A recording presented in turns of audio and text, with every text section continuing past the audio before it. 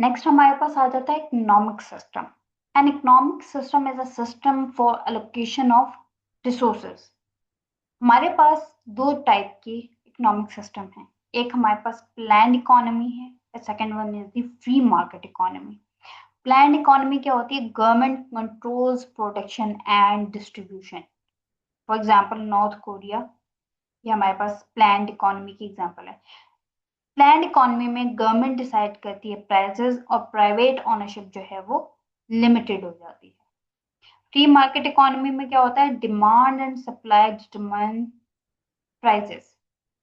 यानी for example United State, private business जो है वो फ्रीली ऑपरेट कर रहे होते हैं। बहुत सारी कंट्रीज हैं जो आजकल जो मिक्स्ड इकोनॉमी चल रही है, कॉम्बिनेशन ऑफ बोथ, चाहे वो प्लान्ड इकोनॉमी और फ्री मार्केट इकोनॉमी, इनका कॉम्बिनेशन चल रहा है।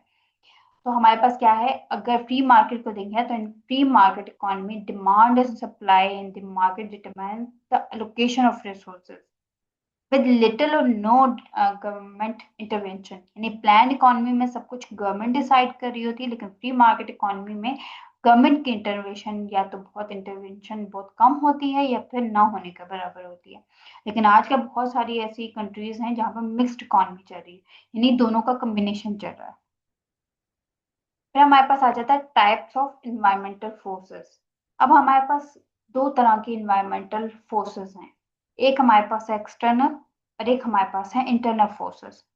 External forces are outside business and can not be controlled. यानी एक्सटर्नल फोर्सेस वो होती हैं जो आपके बिजनेस से बाहर की होती हैं, आप उन्हें कंट्रोल नहीं कर सकते। जैसे फॉर एग्जांपल गवर्नमेंट की पॉलिसीज होंगी, इन्फ्लेशन हो गया, टेक्नोलॉजी एकदम से चेंज हो गई है, कंपटीशन बहुत ज्यादा हो गया है, तो वो आपकी बिजनेस से बाहर की चीजें आप उन्हें कंट्रोल नहीं कर सकते। फॉर एग्जाम्पल अगर गवर्नमेंट टैक्सेस को बढ़ा देती है और तो क्या होगा? बिजनेस को अपने प्राइसेस को एडजस्ट करना पड़ेगा। अगर कोई नई टेक्नोलॉजी अपेयर हो गई है तो कंपनी को लाजमी सी बात है उसे अडॉप्ट करना पड़ेगा। तो ये वो फैक्टर्स हैं जो कंट्रोलेबल नहीं होते। फिर हमारे पास आ जाते हैं इंटरनल फोर्सेस। इंटरनल फोर्सेस वो फोर्सेस होते हैं जो इनसाइड द ऑर्गेनाइजेशन होते हैं और हम उन्हें आराम से कंट्रोल कर सकते हैं। फॉर एग्जांपल एम्प्लॉयज हैं, मैनेजमेंट का स्टाइल हो गया, कंपनी का कल्चर हो गया, फाइनेंशियल रिसोर्सेज वगैरह हो गए। अगर एम्प्लॉयज जो है वो सही तरीके से ट्रेन नहीं है, काम नहीं सही से कर रहे हैं, प्रोडक्टिविटी उनकी वजह से डिक्रीज हो रही है, तो आप क्या करेंगे? आप एम्प्लॉयज को ट्रेनिंग दे देंगे, ये आप उसे कंट्रोल कर सकते हैं। तो इंटरनल फोर्सेस जो है वो इम्प्रूव की जा सकती है मैनेजमेंट डिसीजंस को सही से लेके। फिर हमारे पास आ जाता है सॉट एनालिसिस। सॉट एनालिसिस असल में है क्या? सॉट एनालिसिस एक एनालिसिस है जिसमें हम ऑर्गेनाइजेशन की strength, weaknesses, opportunities and threats को देखते हैं। हम इसको एक तरह से SWOT को, it it stands for, S means strengths, W weaknesses, O opportunities and T threats. ये एक स्ट्रेटेजिक टूल है एनालिसिस के लिए जो हम यूज करते हैं। हमारे पास SWOT एनालिसिस में दो जो हमारे पास हमारे फैक्टर्स हैं वो हमारे पास इंटरनल एनवायरनमेंट में आते हैं और दो जो है वो एक्सटर्नल एनवायरनमेंट में आते हैं।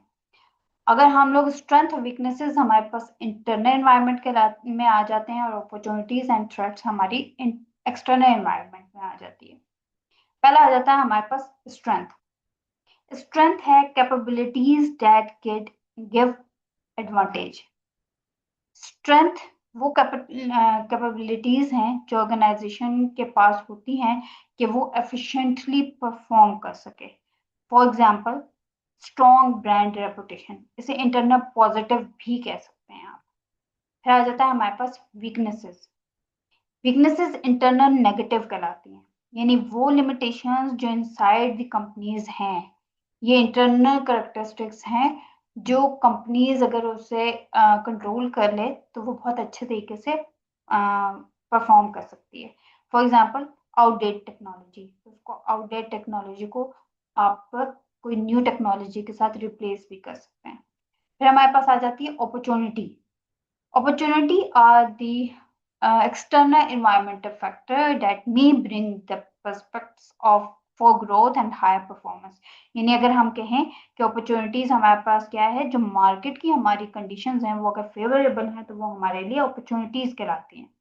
फॉर एग्जाम्पल, अगर हमारी कोई ऑनलाइन हम कोई काम कर रहे हैं तो growing demand for online shopping ही हमारे लिए अपॉर्चुनिटी है। हम ऑनलाइन काम अगर करना चाहें तो वो हमारे लिए एक अपॉर्चुनिटी कहलाती है। फिर आ जाती है हमारे पास थ्रेट्स। थ्रेट्स जो है वो एक्सटर्नल रिस्क्स कहलाते हैं, इसे हम लोग को एक्सटर्नल नेगेटिव भी कह सकते हैं। Threats are the external environmental factors that may undermine the organization's performance. यानी एक्सटर्नल रिस्क्स हैं। For example, new competitor enter हो रहा है मार्केट में तो वो आपके लिए एक थ्रेट है, क्योंकि हो सकता है उसकी कोई बहुत अच्छी जो है वो प्रोडक्ट हो जो मार्केट में एंटर हो रही है, तो आपका कंपटीशन ज़्यादा हो जाता है, फिर आपको हर चीज़ को देखना पड़ता है। ये हमारे पास थ्रेट है। अगर मैं रियल लाइफ एग्जाम्पल की तरफ जाऊँ, तो अगर हम लोकल क्लॉथिंग ब्रांड को देखें तो उनकी स्ट्रेंथ क्या होगी? स्ट्रॉन्ग कस्टमर लॉयल्टी, ये इनकी स्ट्रेंथ है। फिर वीकनेसेस को देखें तो लिमिटेड ऑनलाइन प्रेजेंस, ये उनके लिए जो है वो वीकनेस हो जाएगी। अगर अपॉर्चुनिटी को देखना है तो वो क्या कर सकते हैं? वो एक्सपेंड कर सकते हैं और इंटरनेशनल मार्केट की तरफ मूव कर सकते हैं। और अगर थ्रेट को देखा जाए तो हो सकता है कोई नया फैशन ब्रांड जो है वो मार्केट में एंटर हो रहा हो। ये क्या कहेंगे? ये सारी हमारी एक रियल लाइफ एग्जांपल है। कोई चीज़ अगर आपको क्लियर नहीं है और कुछ इस पूरे चैप्टर में से आपको पूछना है तो आप मुझसे क्वेश्चंस कर सकते हैं। Thank you so much.